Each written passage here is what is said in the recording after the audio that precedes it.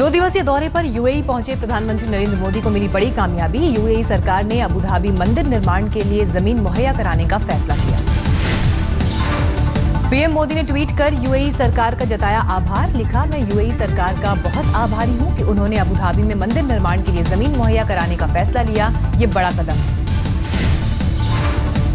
PM Narendra Modi का आज Abu Dhabi में व्यस्त कार्यक्रम। भारतीय समय के मुताबिक पीएम मोदी सुबह 10 बजे मस्दर सिटी जाएंगे। 10:30 बजे बिजनेसमैन के साथ पीएम मोदी की बैठक। दोपहर 1:30 बजे प्रधानमंत्री नरेंद्र मोदी और यूएई के शहजादा जायद अल नहयान के बीच होगा द्विपक्षीय औपचारिक वार्ता। अबू धाबी से आज पीएम मोदी दुबई होंगे रवाना। 4:30 बजे वो दुबई पहुंचेंगे।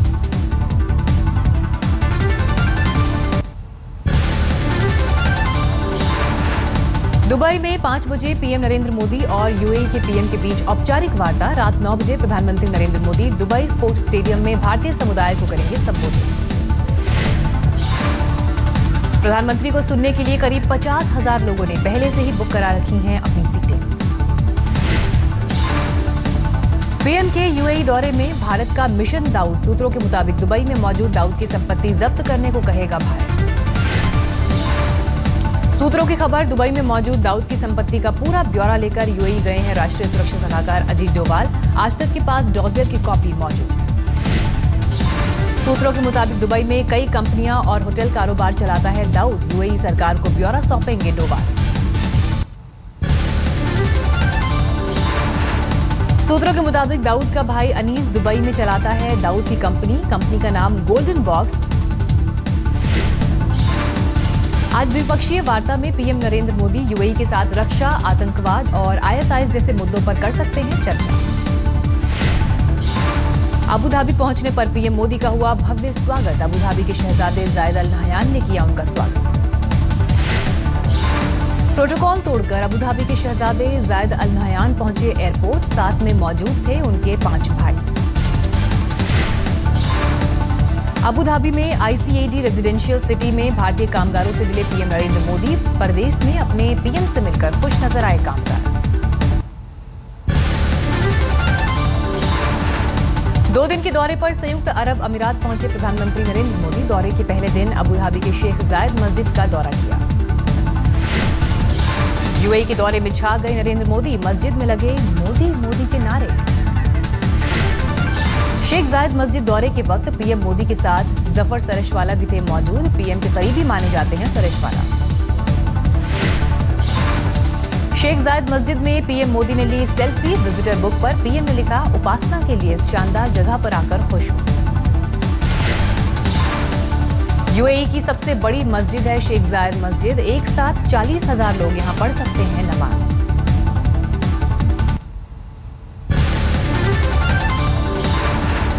भव्य स्वागत से अभिभूत हुए प्रधानमंत्री मोदी। ट्वीट कर कहा, दौरे को लेकर बहुत उम्मीदें हैं। 34 साल बाद कोई भारतीय प्रधानमंत्री यूएई के दौरे पर पहुंचा है। 1981 में इंदिरा गांधी ने किया था आखिरी दौरा। पीएम के यूएई दौरे में ऊर्जा और व्यापार के क्षेत्र में द्विपक्षीय रिश्ते मजबूत होने के आसार। भारत के आतंकवाद विरोधी मुहिम में यूएई बन सकता है अहम सहयोगी। एलओसी पर पाकिस्तान की तरफ से लगातार हो रही फायरिंग के बीच आज रक्षा मंत्री मनोहर पर्रिकर ने बुलाई उच्च स्तरीय बैठक सुबह 11 बजे। अगस्त महीने में अब तक पाकिस्तान 36 बार सीजफायर का उल्लंघन कर चुका है, जबकि पिछले महीने पाकिस्तान ने 19 बार तोड़ा था युद्ध विराम।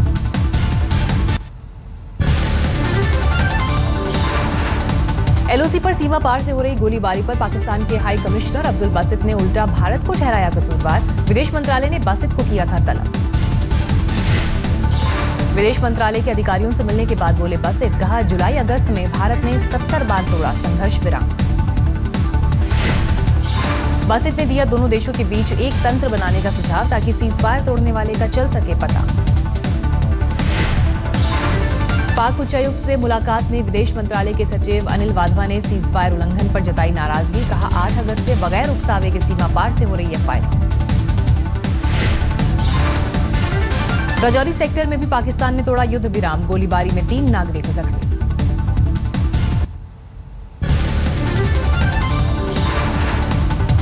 बिहार के चुनावी मैदान में कूदे एआईएमआईएम के सांसद असदुद्दीन ओवैसी। किशनगंज में की रैली, सीमांचल के लिए विशेष दर्जे की मांग। किशनगंज की रैली में ओवैसी ने बिहार के सीएम नीतीश कुमार पर बोला हमला। कहा सिर्फ नालंदा के विकास पर है बिहार सरकार के मुखिया का ध्यान, सीमांचल की अनदेखी। चुनाव लड़ने को लेकर ओवैसी ने नहीं खोले पत्ते। कहा जनता की राय के बाद होगा बिहार में चुनाव लड़ने का फैसला। सीटों के बंटवारे को लेकर आरजेडी में उठे असंतोष के स्वर। पटना में जिलाध्यक्षों के सम्मेलन में रघुवंश प्रसाद सिंह ने कम सीट मिलने पर जताई नाराजगी। जेडीयू आरजेडी में 100 सीटों के बंटवारे पर बोले रघुवंश। कहा 10 रुपए देकर 100 रुपए लेने जैसा है बंटवारा।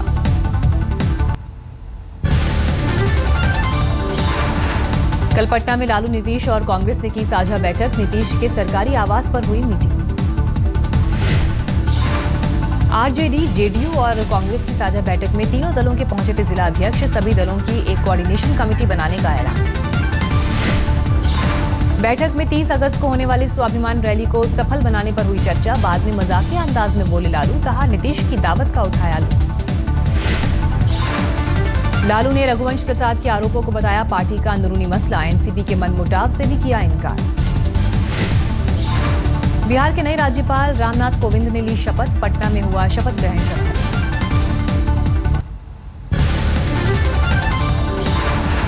मध्य प्रदेश के निकाय चुनावों में सीएम शिवराज सिंह चौहान ने गाड़ा कामयाबी का झंडा। 10 में से 8 पर बीजेपी को मिली जीत।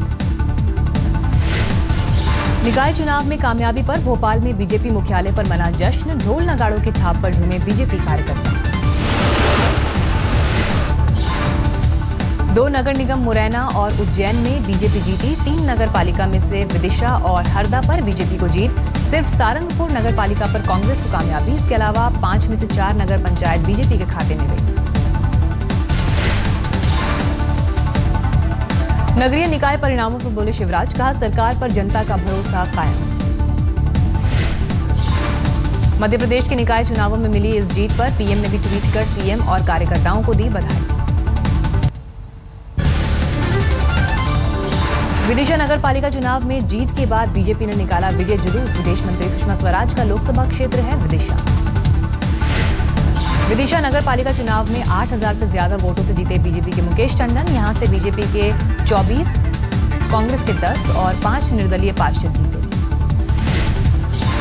निकाय चुनाव में शिवराज की कामयाबी पर बोले कांग्रेस नेता दिग्विजय सिंह। कहा शिवराज के शासन में एमपी का नाम हुआ बदनाम। पूरी एक पीढ़ी बर्बाद हो गई। मध्य प्रदेश के निकाय चुनाव में कामयाबी पर बीजेपी ने थपथपाई शिवराज की पीठ। केंद्रीय मंत्री जितेंद्र सिंह ने कहा जनता ने फैसला सुना दिया। केंद्रीय मंत्री उमा भारती व्यापम घोटाले में बयान देने को तैयार। कहा जांच के दौरान अगर बुलाया जाएगा तो वो अपना पक्ष जरूर रखेंगे। मुंबई के चेंबूर इलाके में पुलिस का दिखा बेरहम चेहरा। चोरी के आरोप में एक महिला को बुरी तरह पीटा। महिला के मुंह में पुलिस ने कपड़ा ठूसा। दिल्ली के पश्चिम विहार इलाके में रेप के आरोप में आम आदमी पार्टी का कार्यकर्ता गिरफ्तार। गिरफ्तार शख्स का नाम आफ्ताब सिद्दीकी। दिल्ली के कालकाजी के नर्मदा अपार्टमेंट और पुष्प विहार के बिरला विद्या निकेतन स्कूल की दीवार गिरी। मलबा गिरने से कई वाहनों को पहुंचा नुकसान। दिल्ली के जनकपुरी ईस्ट मेट्रो स्टेशन पर गर्भवती महिला ने मेट्रो के आगे छलांग लगा दी। पास से सुसाइड नोट मिला। डिप्रेशन में थी महिला। दिल्ली के बदरपुर इलाके में करंट से 9 साल के बच्चे की दर्दनाक मौत। पतंग उठाने के दौरान जल बोर्ड के बॉक्स से लगा करंट।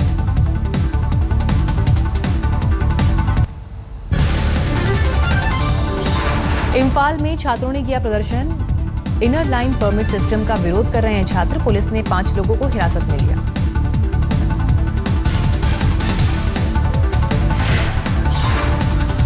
यूपी में हाथरस के मानीपुर इलाके में 2 पक्षों के बीच हुई हिंसक झड़प। जमकर हुई फायरिंग।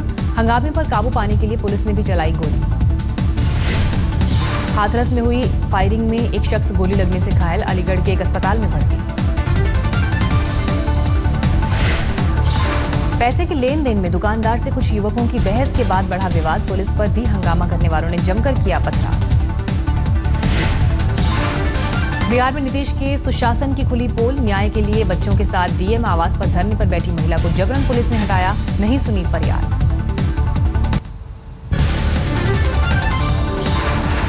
कंकरबाग इलाके में रहने वाली शिल्पी दबंगों के अत्याचार से परेशान। शिल्पी का मकान और जमीन हड़पना चाहते हैं दबंग। अक्सर करते हैं मारपीट। घर में नहीं है कोई पुरुष सदस्य। हिमाचल प्रदेश के नाहन इलाके में पुलिस ने बरामद किया बड़ी मात्रा में विस्फोटक। 3 लोग गिरफ्तार। नाहन में पुलिस ने करीब 3000 जिंदा कारतूस और 4 अवैध असलहे बरामद किए। पनवेल के रेलवे ट्रैक पर मिला कस्टम ऑफिसर ऋषि रंजन का शव। खुदकुशी का शक। सिगरेट की तस्करी के आरोप में 15 दिन पहले हुए थे सस्पेंड। कस्टम ऑफिसर ऋषि रंजन की महज 4 महीने पहले हुई थी शादी। सिगरेट आयात की जांच केस से जुड़े होने से खुदकुशी पर उठ रहे हैं गंभीर सवाल।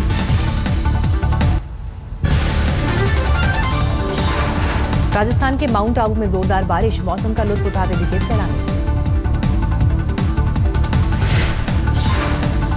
इंदौर के खरगोन में चोरल नदी में डूबे 3 युवक पार्टी मनाने के दौरान नदी तट पर पहुंचे थे। नहाने के दौरान तेज बहाव में बहे गोताखोरों की ली जा रही है मदद।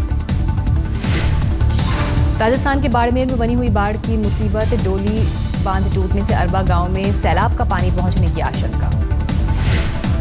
डोली बांध के पानी को प्रदूषित मानते हैं अरबा गांव के लोग। गांव में पानी आने पर खून खराबे की धमकी दी। भारी पुलिस बल तैनात। आंध्र प्रदेश में भी जोरदार बारिश। तिरुपति वेंकटेश्वर मंदिर दर्शन करने पहुंचे श्रद्धालुओं को हुई काफी परेशानी। दिल्ली की तर्ज पर अब लखनऊ वासियों को भी मुफ्त वाईफाई की सुविधा। सीएम अखिलेश यादव ने हरसतगंज इलाके में फ्री वाईफाई की सुविधा मुहैया कराई। 20 मिनट तक ही फ्री वाईफाई का कर सकेंगे इस्तेमाल। इसके बाद वाईफाई इस्तेमाल पर चुकानी होगी निर्धारित राशि। अखिलेश सरकार की है योजना। लखनऊ हो देश का पहला फ्री वाईफाई शहर। यूपी के कानपुर में फैली रहस्यमय बीमारी ने 2 और लोगों की जान ली। कल 3 लोगों की हुई थी मौत। करीब 500 लोग तेज बुखार और सिरदर्द की बीमारी की शिकायत करते नजर आए। कई अस्पतालों में भर्ती हैं लोग।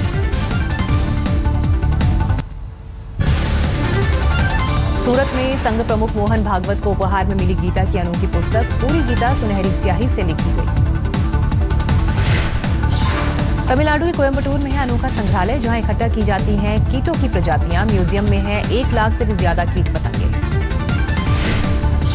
आंध्र प्रदेश के वाइजैग में समुद्र तट पर स्वच्छता मिशन। स्वतंत्रता दिवस समारोह के बाद फैली गंदगी को साफ करने की मुहिम।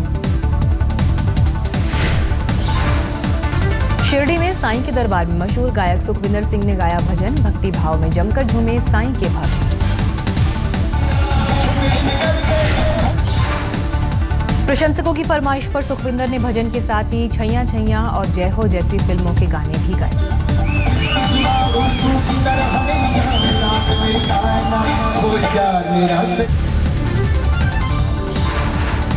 एशिया पैसिफिक चैंपियनशिप रैली के मलेशिया राउंड में भी टीम एमआरएफ ने मारी बाजी। 56 सेकंड के बढ़त के साथ बनी champion.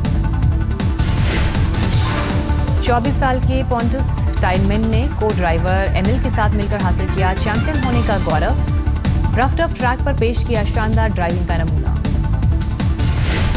Asia Pacific championship rally दूसरे स्थान पर भी टीम एमआरएफ ही रही। गौरव गिल और ग्लेन मैकनेल की जोड़ी ने दिखाई शानदार रेस। जापान और चीन में होगा एशिया पैसिफिक चैंपियनशिप रैली का अगला राउंड। अभी 2 राउंड हैं बाकी। रैली की ओवरऑल टैली में पॉन्टस सबसे आगे। बढ़त बरकरार रखना है बड़ी चुनौती। गौरव गिल से मिल रही है कड़ी टक्कर।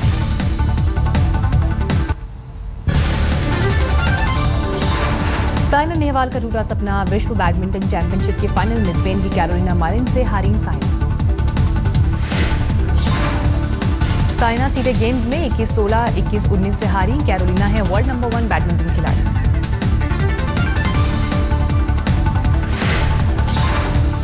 गोल्फ टेस्ट में करारी हार के बाद टीम इंडिया का बड़ा फैसला। श्रीलंका के खिलाफ दूसरे टेस्ट में बतौर हरफनमौला स्टुअर्ट बिनी को बुलाया। दूसरे T20 मैच में न्यूजीलैंड ने दक्षिण अफ्रीका को 32 रनों से हराया। 2 मैचों की सीरीज 1-1 से बराबर। न्यूजीलैंड ने पहले खेलते हुए 7 विकेट पर 177 रन बनाए। गप्टिल ने खेली 35 गेंद पर 60 रनों की तूफानी पारी। अफगानिस्तान में तालिबान के नए प्रमुख मुल्ला मोहम्मद अख्तर मंसूर के नेतृत्व में काम करने की लड़ाकों ने ली शपथ। तालिबान के झंडे पर भी आया मंसूर का नाम। ग्रीस के कॉस इलाके में राहत सामग्री की मची लूट, पानी भोजन पाने के लिए हिंसक हुई झड़प। अमेरिका के वॉशिंगटन में फ्लाइट ट्रैकिंग सिस्टम में आई गड़बड़ी की वजह से 400 से ज्यादा उड़ानें हुई प्रभावित। मेक्सिको में फूटा ज्वालामुखी, नजदीकी इलाका धुएं और राख के गुबार से पटा।